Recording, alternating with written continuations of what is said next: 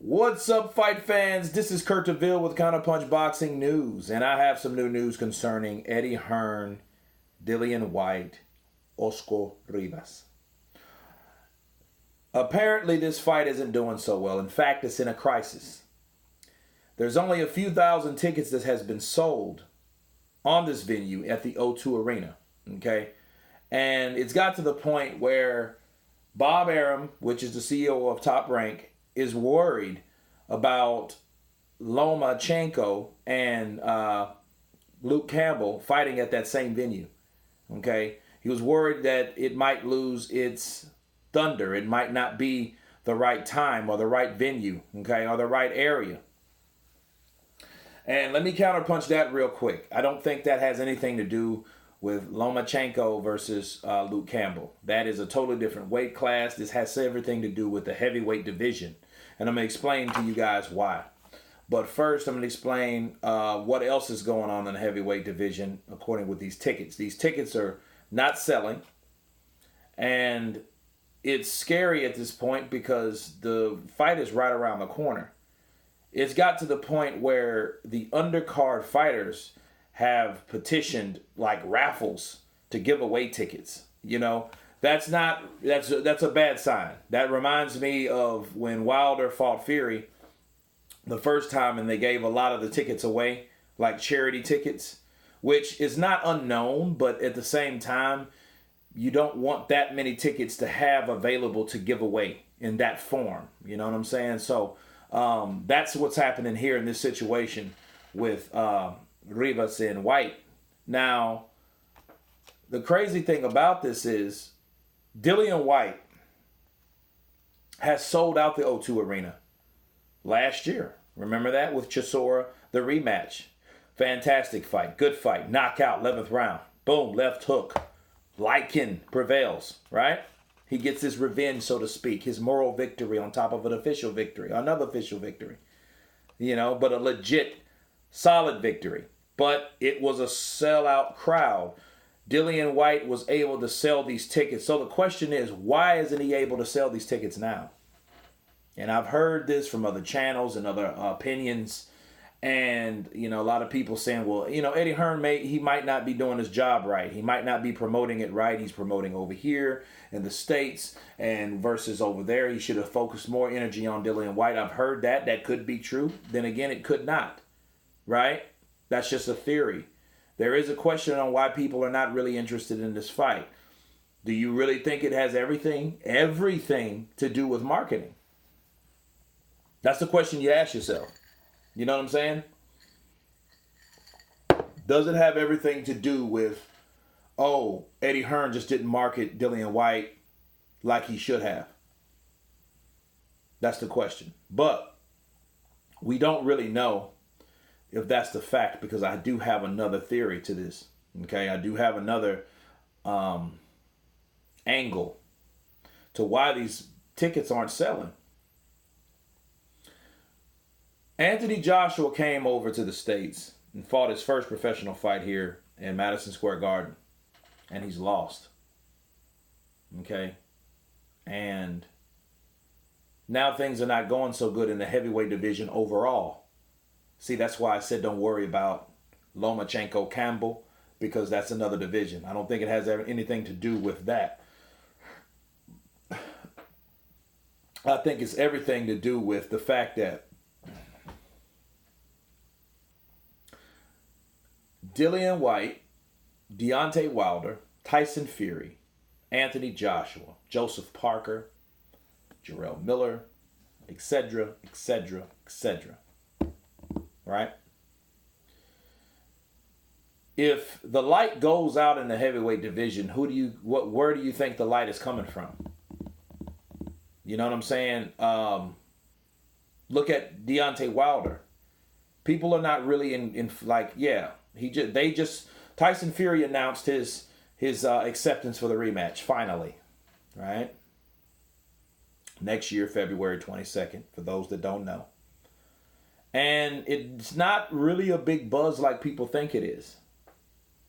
You know, I respect the build-up. I like the build-up. I like the trash talk, the shit talk, right? I like the formation of trying to make that rematch grow. But it's like when Anthony Joshua lost, people started doing different shit, saying different stuff, right? And the different shit and saying different stuff was like this. Deontay Wilder went from, hey, I got 10 years in the game. He went from 10 years in the game to, oh, hey, I won't be around long. What the hell is that? Dillian Whyte went from selling out the O2 Arena to fucking, hey, only a few thousand tickets sold at the O2 Arena? Do you know what kind of influence he once had at the O2 Arena?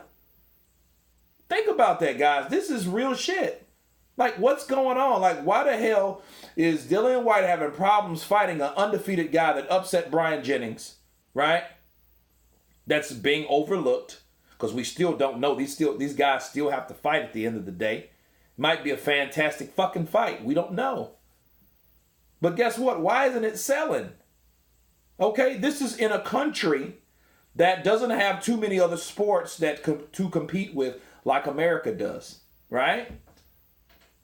So what's the problem? I tell you the problem.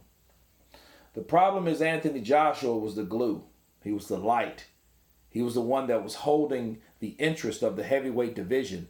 The other guys that were surrounding that particular concept were fighters that could possibly give him resistance.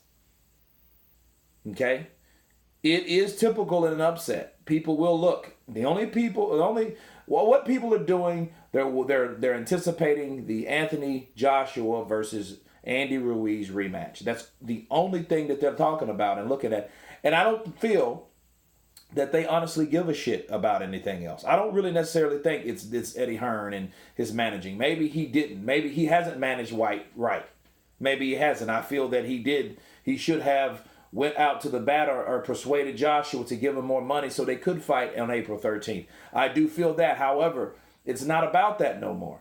It's about now the ball has left, okay? Elvis has left the building, people. So it's like now things have changed. Deontay Wilder talking about retiring. I guess he can be a full-fledged, full-time actor now. I may see him soon. To this day, right?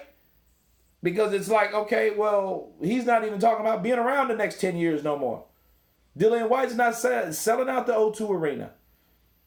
You know? And it's just strange to me how things have changed in the division to the point where it comes to this. This is very alarming. Okay? This is nothing to overlook. You can only see the writing on the wall. You know, and a lot of people think, oh, well, yeah, Joshua was a hype job. Joshua was exposed. Joshua was this. But at the end of the day, Joshua has to fight again. But the only thing that people are concerned with is Anthony Joshua. Numbers don't lie, people. You look, not just at my channel. Don't just look at my channel as a barometer. You look at all these channels. And you look at the interest of Deontay Wilder, Tyson Fury, Jarrell Miller, Dillian Whyte, right? Now, you look at the views. Just numbers don't lie. Look at the views of how many people watch those views, right? The interaction between those views. And you look at it only in the heavyweight division. Let's just focus on the heavyweight division. And you look at who looks at what, because people look at what their interest is about. Okay? And the spotlight is funny. It's supposed to be on Deontay Wilder as much as these LDBC channels want to promote, hey, the light's on Deontay Wilder. Come over here. It's all about him now. Hey, guys, support your American champion. As much as they promote that shit on their channels, it's not really sparking the interest. So you know what they do? Let them. That's why Boxing Ego, Dante's Boxing Nation, Blue Blood Sports TV, all these other channels, they know they have to report what's going on with Anthony Joshua because they need views. They need people to watch their shit. And they know they want to report things that people watch. And they know people still watch to this day what's going on with Anthony Joshua because he's the light, he's the glue. He's what made the heavyweight division shine. Right? Tyson Fury made a might have made a spark. Okay? He might have made a spark by beating Klitschko. But Anthony Joshua made a flame. Okay? And that flame was on a torch that he carried. And he fought the best fighters.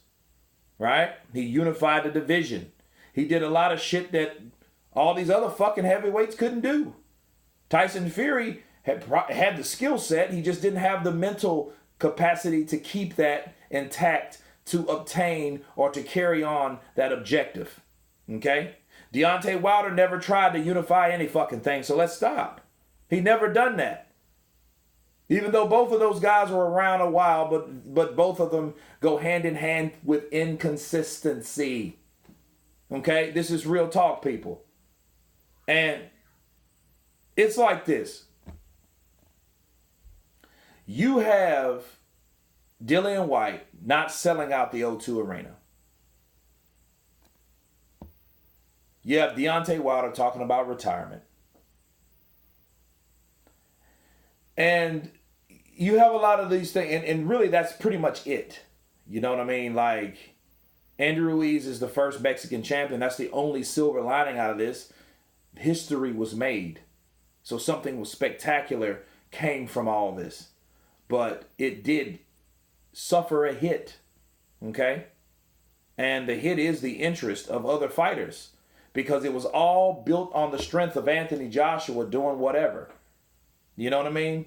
Everyone wanted to fight who? Anthony Joshua. Deontay Wilder claimed he wanted Anthony Joshua. I think he did. I think he wanted it for too much money that he wasn't worth, honestly.